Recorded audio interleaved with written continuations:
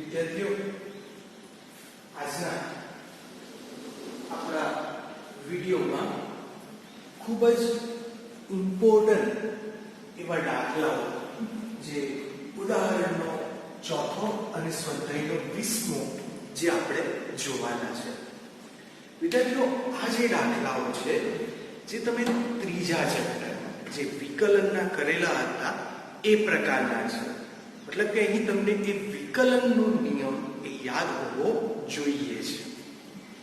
જોઈએ step by step. તો પહેલા આપણે ગણીએ છીએ ઉદાહરણનો ચોથો દાખલો. કોઈ એક કણનું સ્થાન. તો આપણને પહેલા સ્થાન સદિશ આપ્યો છે જે r સદિશ બરાબર 3ti cap વત્તા 2t સ્ક્વેર j cap વત્તા 5k cap જેને હું સમીકરણ નંબર 1 આપું. આ સમીકરણમાં જે t છે એ સેકન્ડમાં છે અને r જે છે એ r મીટરમાં છે. તો પહેલા ભાગમાં મારે વેગ અને પ્રવેગ શોધવાનું છે. તો આપણને ખબર છે કે સ્થાન સદિશનું સમયની સાપેક્ષે વિકલન કરતા આપણને વેગ મળે છે. બરાબર.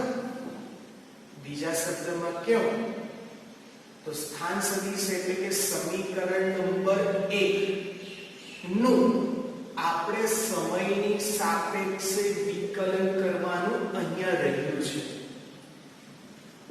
તો સમીકરણ 1 એટલે કે r સદિશ નું સમયની સાપેક્ષે વિકલન એટલે d/dt એટલે લખાય dr સદિશ dt. તો જો હું આ dr સદિશ dt તો એ કોનું સૂત્ર છે? તો એ તો વેગનું સૂત્ર છે. તો આ સ્થાન સદિશનું સમયની સાપેક્ષે વિકલન કરો તો આપણને કોણ મળે છે? વેગ મળે છે. તો હવે d/dt r સદિશની જગ્યાએની જે વેલ્યુ આપણને રકમમાં આપી છે એ મૂકી દઈએ તો તે છે 3ti cap વત્તા 2t સ્ક્વેર j cap વત્તા 5k cap. હવે d/dt આ ત્રણેય પદને મળશે. મળે તેવો જે અચળ વેલ્યુ છે એ અચળ વેલ્યુ બહાર આવી જશે પહેલા. તો d/dt 3t ને મળે તો આ જે વિકલન છે તે સમયની સાપેક્ષે છે એટલે આમાં સમયનું જ વિકલન થશે. તો સમય સિવાયના બધા પદ અચળ કહેવાય. એટલે 3 અચળ તો 3 બહાર આવે. તો આ જે d/dt એ આ t સાથે ગુણાય i cap b અચળ. ચાલો d/dt 2t સ્ક્વેર ને મળે તો તેમાં બે અચળ. તો અહીં d/dt કોને મળશે? t square j cap. બીજું ખાસ મુદ્દો આપણે જાણતા છે કે જે પદમાં સમય છે જ નથી કારણ કે સમયની સાપેક્ષે વિકલન કરવાનું છે અને આ પદમાં સમય છે જ નથી તો એનું વિકલન શું આવે? 0 કારણ કે એમાં સમય છે જ નથી. ચાલો તો આ dt તો જાય એટલે અહીંયા થશે 3i cap વત્તા 2. ચાલો t સ્ક્વેર નું વિકલન શું? તો વિકલનમાં જે ઘાત છે તે આગળ આવે 2 અને t ની જે ઘાત હતી તેમાંથી એક ઘાત ઘટી જાય વિકલનમાં ઉઠાય છે ઇન્ટુ j cap. તો is equal to 3i cap plus 2 ને 2 4 t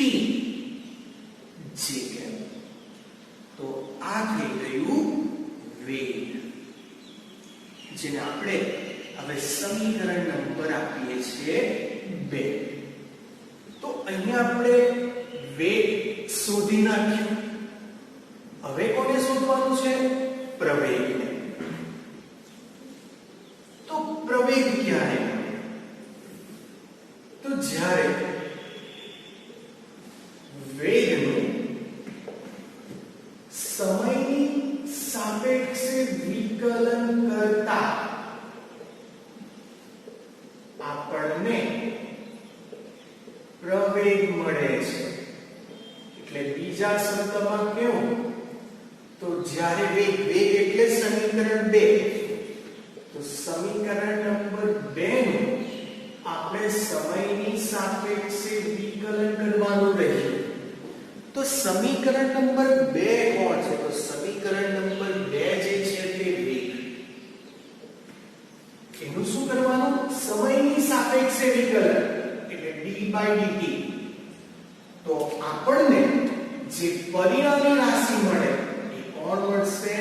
તો એ મળશે આપણને પ્રવેગ. તો હવે is equal to d/dt. વેગ આપણને મળી ગયો છે અને જેની વેલ્યુ છે 3i cap plus 4tj cap. ચાલો હવે વિકલન કરવા માટે d/dt જે બહાર છે તે અંદર જશે. અહીંયા પહેલા પદમાં t છે જ નથી. t ની સાપેક્ષે વિકલન કરવા જઈએ ને પદમાં t હોય જ નહીં.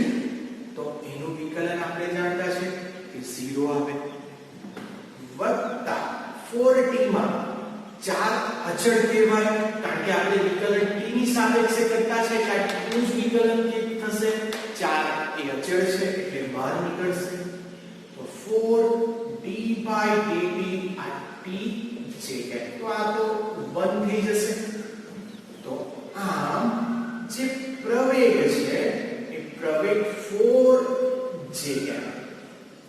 ચાલો પ્રવેગનો એકમ મીટર પર સેકન્ડ સ્ક્વેર અને આનો એકમ મીટર પર સેકન્ડ કારણ કે વેગ છે એટલા માટે.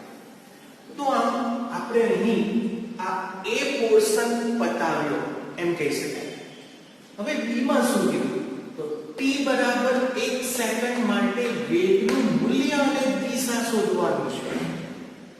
b માં t બરાબર 1 સેકન્ડ માટે વેગ નું મૂલ્ય અને દિશા એટલે કે થીટા આ બે વસ્તુ આપણે શોધવાની. ચાલો તો t બરાબર 1 સેકન્ડે વેગનું મૂલ્ય કેવી રીતના મળે?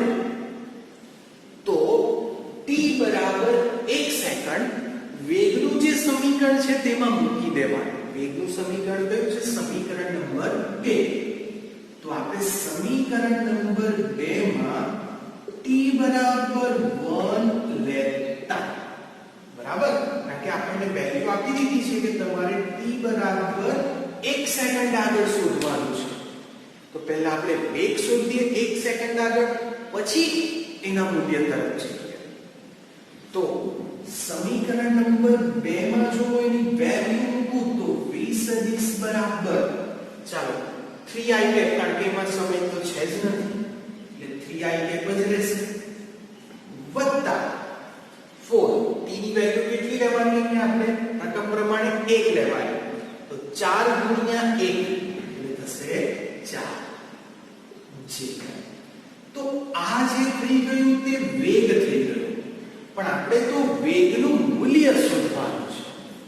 તો હવે વેગનું મૂલ્ય એટલે કે આ v સદિશનું મોડ્યુલસ એ કેવી રીતના મળે? તો વર્ગમૂળમાં x ઘટકનો વર્ગ વત્તા વર્ગમૂળમાં y ઘટકનો વર્ગ. x ઘટકનો વર્ગ એટલે કે 3 ને y ઘટકનો વર્ગ એટલે તે છે 4. તો વર્ગમૂળમાં 3 નો વર્ગ 9 ને 4 નો વર્ગ 16 એટલે વર્ગમૂળમાં 25. તો આમ વેગનું 0.5 મીટર પર સેકન્ડ. તો આ રીતે આપણે વેગનું મૂલ્ય શોધી કાઢ્યું છે. હવે શું શોધવાની? તો હવે જે શોધવાની તે વેગની દિશા શોધવાની છે. તો વેગની દિશા માટે tan θ બરાબર વેગનો y ઘટક છેદમાં વેગનો x ઘટક. આ મૂલ્યને દિશાવાળા તો આપણે સૂત્ર આગળની થિયરીમાં એ જોઈને જ આવેલા છે. તો માટે θ બરાબર tan ઇન્વર્સ, ચાલો વેગનો y ઘટક કયો? તો આ કહેવાશે વેગનો y ઘટક અને આ કહેવાશે વેગનો x ઘટક. તે કેવી રીતના ખબર પડે? i કેપ ની બાજુવાળો વેગનો x ઘટક, j કેપ એ y દિશા બતાવે એટલે j કેપ ની બાજુવાળો વેગનો y ઘટક કહેવાય. તો આમ 4/3. તો આમ 4/3 કરીએ. 4/3 તો એનો જે જવાબ આવે છે એ 1.33 આવે છે. તો આમ θ બરાબર tan ઇન્વર્સ 1.33. તો વિદ્યાર્થીઓ એ નેચરલ ટેન્જન્ટમાં એની વેલ્યુ કેટલી હશે? તો તમારે બધાએ લોગ ટેબલ કાઢીને રાખવું પડશે. જેમાં લોગમાં આપણે લોગ તો નથી જોવાનું પણ tan ઇન્વર્સ છે એટલે આપણે ટેન્જન્ટ જોવાનું છે. ઓકે, ચાલો તો મેં જે કાઢ્યું છે તે ટેન્જન્ટ છે. લોગ મેટ્રિક ટેન્જન્ટ છે આ, બરાબર. હવે એ જે ટેન્જન્ટ છે એમાં મારે 1.33 1 સેકન્ડ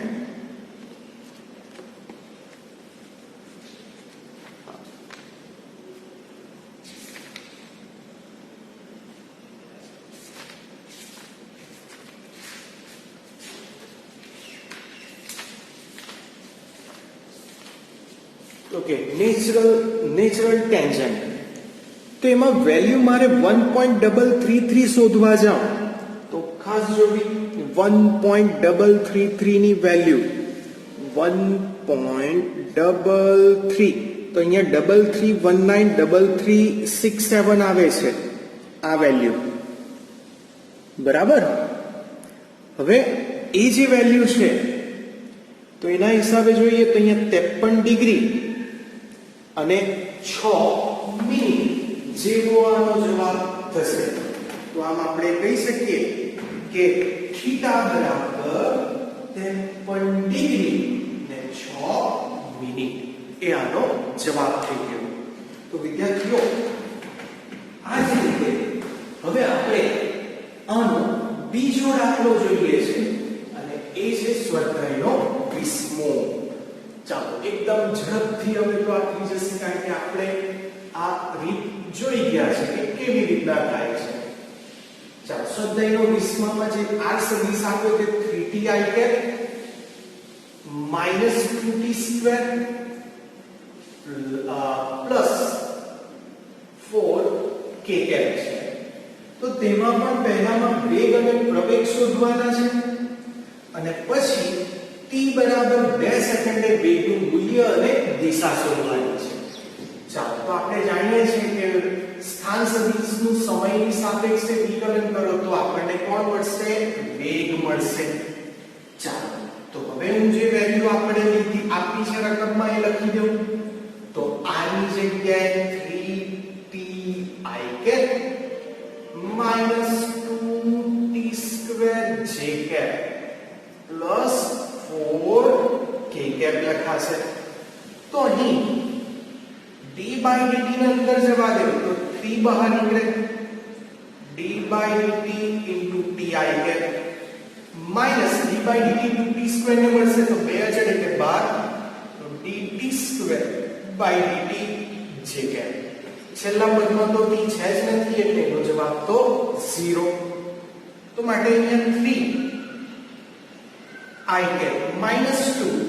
ચાલો t² નું હવે તમને વિકલન ખબર છે 2 આગળ આવે ને t ની જે ઘાત હતી 2 એમાંથી 1 ઘટે એટલે t ની ઘાત 1 j cap is equal to 3i cap -4t j cap. તો આ આપણું થઈ ગયું છે વેગ, જેને આપણે સમીકરણ નંબર આપશું 2. હવે આપણે જાણીએ છીએ કે વેગનું સમયની સાપેક્ષે વિકલન કરો તો પ્રવેગ મળે, એટલે dv/dt કરો તો આપણને પ્રવેગ મળશે. તો હવે આ v ની જગ્યાએ લખી દઈએ કે 3i cap -4t j cap. ચાલો તો is equal to પહેલામાં t છે તો કે 0 -4 તો d/dt આ t j cap તો અહીંયા 1 એટલે -4 j cap. આ થઈ ગયું પ્રવેગ, જેનો એકમ મીટર પર સેકન્ડ સ્ક્વેર. હવે આ રકમમાં આપણે t બરાબર 2 સેકન્ડ માટે વેગનું મૂલ્ય અને દિશા આ બે વસ્તુ શોધવાની છે. એટલે હવે આપણે જાણતા છે કે જ્યાં વેગમાં t દેખાય ત્યાં હવે આપણે શું મૂકશું? 2 મૂકશું. એટલે 3i cap minus 4 ગુણ્યા t એટલે t ની જગ્યાએ 2 તો 4 દુ 8 j cap લખાશે. ચાલો વિદ્યાર્થીઓ, હવે મારે શોધવાનું છે વેગનું મૂલ્ય. તો વેગના મૂલ્ય માટે x ઘટક કેટલો? 3 નો વર્ગ વત્તા y ઘટક કેટલો? y ઘટક 8 નથી, -8 લેવાનો. -8 કારણ કે 8 ની આગળ માઈનસ છે એટલા માટે. તો 3 નો વર્ગ 9 ને 8 અઠ્યા 64. ચાલો બંનેનો સરવાળો કરો તો 9 વત્તા 64 જે જવાબ આવે એનું વર્ગમૂળ એટલે આપણને જવાબ 8.54 મીટર પર સેકન્ડ મળશે. હવે આપણે જે શોધવાનું છે એ દિશા શોધવાની છે. ચાલો આ વખતે દિશા એકદમ મેઇન રોલમાં કામ કરશે, કારણ ઇમ્પોર્ટન્ટ છે. ચાલો હવે વેગનો y ઘટક જે છે તે -8 છે ના છેદમાં x ઘટક 3. તો આમ 8 ભાગ્યા 3 એટલે θ બરાબર -12 ગણ્યા તો tan ઇન્વર્સ 8 ભાગ્યા 3 એટલે 2.6666 જેવું આવે છે. તો આમ θ બરાબર કેટલા? તો જે જવાબ આવશે તે માઈનસમાં આવશે. તો તમે નેચરલ ટેન્જેન્ટમાં જાઓ અને 2 પોઈન્ટ તમને હવે બતાવેલું છે કેવી રીતના જોવાનું છે. તો 2.6605 જેવું મળશે અહીં. તો એની વેલ્યુ 69 ડિગ્રી અને એટલે 69.4 ડિગ્રી આવું હું લખી શકું છું. એનો જવાબ જરા ટેલી કરી જોઈએ કેટલો જ આવે છે. યસ, આ જ આવે છે. તો આ માઈનસ શું બતાવે? હવે આપણે તો ખાસ એ જાણવાનું છે.